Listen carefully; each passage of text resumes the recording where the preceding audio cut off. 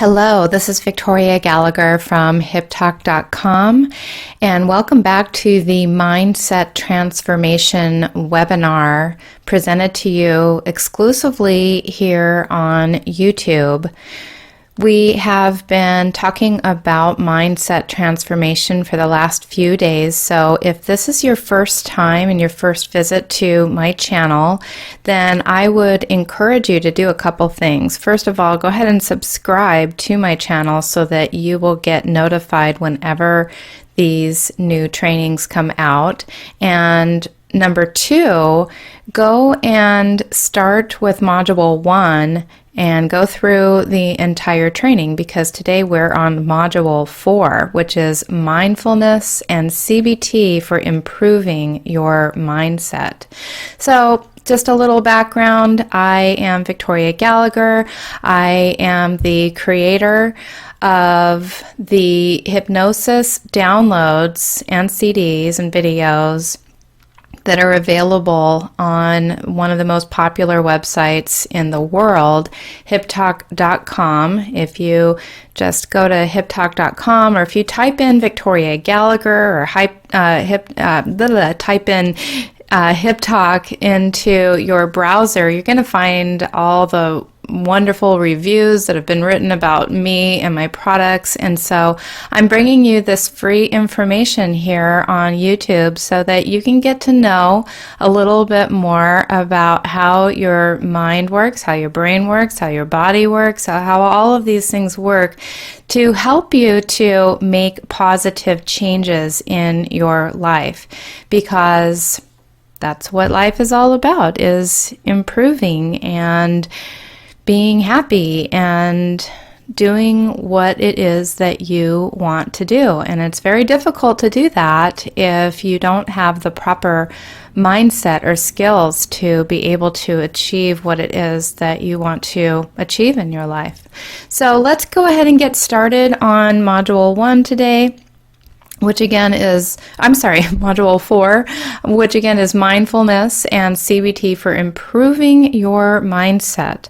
So by using the techniques that we talked about in the last chapter, you're going to find that you're able to increase your wakefulness, your mood, and your general performance on a regular basis. But now we're coming to the next trick. Being able to change your mood instantly and switching from one mental state to another mental state. So what we really need to be able to do in order to perform at our very best is to switch to a stressed and motivated state, stress in a good way. There's bad stress and there's good stress. That's called eustress. And so, when you have a certain kind of stress, it gets you motivated, gets you focused, and you need to be there when something requires your attention, to be able to become angry in a controlled manner when you're arguing, and to switch off and relax from your workday when you come home. And in order to allow our brain to recover and to actually enjoy ourselves, we need to become relaxed. So we want to be able to switch back and forth from the stress response to the relaxed response, and from the relaxed response to the stress response. So having an understanding of our neuroscience, our brain, will help you, and so will having a good foundation of health. But now we're going to take full control of our mental state and our attention. So it's all about, this mindset is all about your perception. So as mentioned earlier, our experiences are largely what control our emotions. Simply seeing a lion is enough to trigger a cascade of different changes in the brain that ultimately result in us becoming highly aroused both mentally and physically. When you're tired, you can wake yourself up by taking that cold shower, by seeing a lion. When you're drunk, it's because you have excess GABA in your brain. But if your friend gets hurt, the rush of epinephrine and dopamine will actually be enough to actually make you feel sober and sharp again so that you can deal with the crisis. But what if the lion wasn't there and you only thought the lion was there? What if the lion was there and you didn't see it? Ultimately, it's not the actual lion that triggers the response, but rather your perception of that lion and your beliefs about that lion. Putting that another way, if you were to see a lion and you didn't know what the lion was, then you probably wouldn't have the same fight or flight response. You might even think it looked cute and get an oxytocin release instead. So it's your understanding of the situation that impacts the way you react to it, and this in turn changes the way you feel and the way you behave. And this is actually what happens all the time throughout our lives to a lesser extent. This is why some people are calm and relaxed all the time. We call these laid back people. When other people are constantly stressed and constantly anxious. Let's imagine you're in your office and you have a deadline that you don't know if you can meet.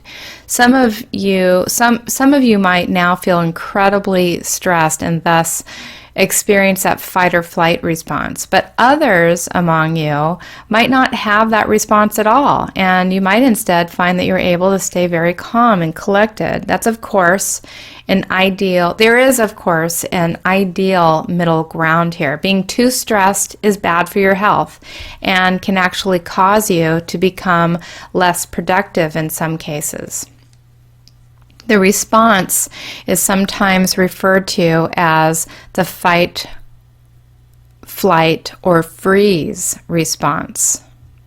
While being too relaxed, as mentioned, can cause you to end up not actually doing anything about the situation. The simple fact of the matter is that in these situations, some people see a lion and some people see a cat. The scenario is the precise same, but their reaction to the situation can be very different. This is based on your life experiences, diet, health, personality, but you can take control of it once you know how. So once again, it's your understanding of the situation that impacts the way you react to it. And this in turn changes the way you feel and the way you behave. And just to recap, it's all about perception. Our experiences are what control our emotions. Being too stressed can be bad for your health. And then just remember that some people see a lion, but some people see a cat. And this just applies to everything in your life. So let's get into the idea behind CBT. Now, CBT stands for Cognitive Behavioral Therapy, which in turn is a type of psychotherapeutic intervention that is based almost entirely around these concepts that we've discussed about your perception. This asserts that our behavior is a result of our own associations and of our thought processes that actually allow us to reinforce an idea in our heads. So when we're faced with a stressful situation, you're going to be stressed partly because of the beliefs and associations that you hold regarding that situation. At the same time, you'll then start playing out what you expect to happen in your head. And when this happens, areas in your brain fire almost as though that thing were really happening. You might imagine getting fired, having your house repossessed, or being injured depending on the scenario. So do you ever do that? Do you ever kind of, think about this worst case scenario and then you start feeling anxious and you start feeling fearful? Well, that's exactly what's happening here. And this causes the release of stress hormones, just as if you were really in those situations. You can end up anxious and less effective. So this is where a lot of phobias come from, but it's also what can make us feel less self-confident, less likely to take risks, and generally less successful in life than we could be. So CBT aims to change that, partly by creating new associations and partly by changing the way you think and changing what you're visualizing, what you're seeing in your mind, what you're anticipating, expecting to happen. There's more to it than that, of course, but this is a central concept, and the tools used in this are referred to as cognitive restructuring. So let's just say that you want to be a calmer person at work, or you want to overcome fear of heights. So how would you do that using CBT? Well, the first step would be you would become more aware of your existing thoughts, feelings, and emotions pertaining to that thing that frightens you. This way, you can really deconstruct the thought process that is leading to your fear. Another option is to use mindfulness.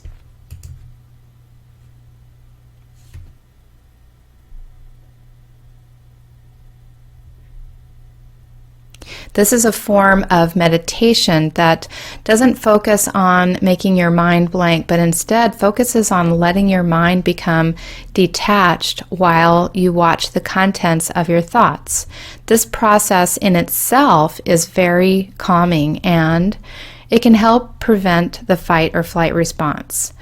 Once you have the thoughts that make you stressed, though, or you're aware of what you're visualizing, you can then go about deconstructing them. For example, if you're afraid of public speaking, then this might mean that you picture yourself stuttering or being laughed at. If you're afraid of heights, you might think of things like, I'm going to fall. What you don't realize is that simply thinking those things is continuing to strengthen those neural connections, and coding the experience as bad and dangerous is making the response stronger for the next time. So now what we can do is we can unravel those old beliefs and remove them. One way to do that is through thought challenging. Thought challenging essentially means that you're going to analyze your beliefs and decide if they're actually true or not.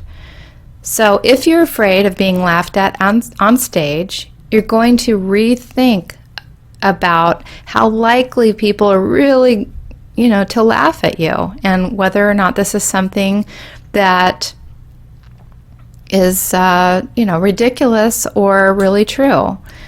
The reality is that most people are pretty kind. Most people want you to succeed. Most people are mature enough just to politely wait for you to get it back together if you make a mistake. If anything, they're probably going to empathize with how you might feel. You can also help this process by coming up with contingency plans. In other words, if you do stutter or do that thing that you're afraid of doing while you're public speaking, what can you do to make it less devastating? Well, you could just make a joke out of it to ease the tension. Also, do you really care if these strangers who you're never going to see again think any less of you? I mean, think about that. Another scenario might be low-level anxiety that you're holding about your job because you're afraid of being fired. Well, let's see. Let's say that you make a big mistake on a report that won't come to light for a couple of weeks. Now you're worried it's going to be severely reprimanded. So let's address this situation logically with thought challenging. Is your boss really that harsh and unfair? Aren't there laws that would protect you? Couldn't you explain that this is an honest mistake? If you really did get fired, wouldn't you be able to land right back on your feet again? So now, picture it in a way that it's more likely to sink in, and suddenly it's not so scary. So in both of these situations, you've taken that quote-unquote mental lion and turned it into a small kitten. You've neutered the dragon, and you can thus remain much calmer thanks to your new perception of the situation. And the more you practice this, the more you'll find you start to adopt it, and it starts to become part of who you are. And suddenly you're able to stay calm, collected during all kinds of crises at work. And eventually people start to turn to you for advice whenever something goes wrong. Now, another tool that's even more powerful than this is called hypothesis testing. The problem is that in order for you to really be able to overcome a fear or phobia, you have to really believe what you're thinking and visualizing. It's not enough just to keep saying that it's a cat and it's not a lion. You have to really believe that in your heart. So the next logical question at this point is, how can you convince yourself of the new thoughts, the new beliefs? And one way to do this is by hypothesis testing, simply proving to yourself that your old beliefs were wrong and your new ones are right. In this case, in the case of the person public speaking, what would that mean? It would mean actually making a mistake in public on purpose, or even standing there not saying anything for a while. You're facing your worst fear. You're facing that worst case scenario, trialing the worst outcome, and hopefully proving to yourself that there's actually nothing to be afraid of. And in doing this, you will find, or you probably find, that no one laughs. People just politely wait, and at this point you know that your fears were unfounded, and you find that they bother you much less in the future.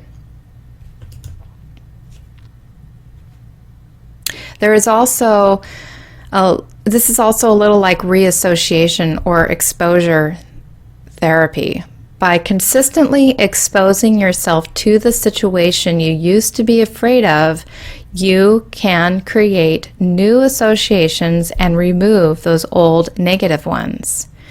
You can even eventually become totally desensitized as you learn that there's nothing to be afraid of. You can work your way up to this if you're unsure.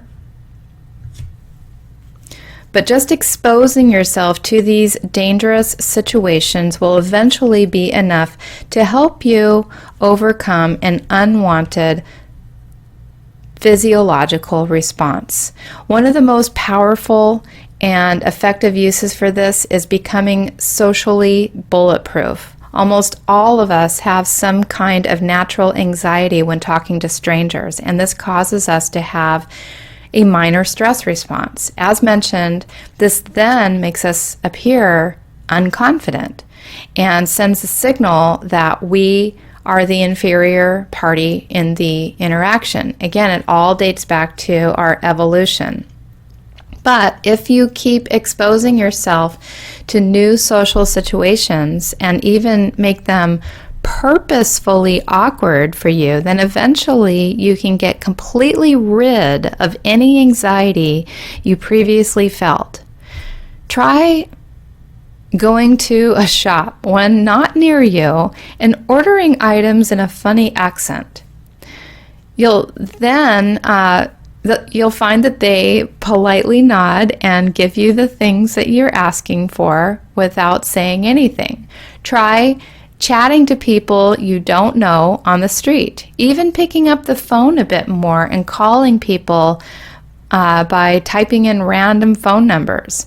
The more you do this, the more accustomed you'll become to speaking with strangers, and the less stress response you'll have in the future. So in the end, you are going to find that you are perfectly able to speak with complete calm confidence in almost every situation.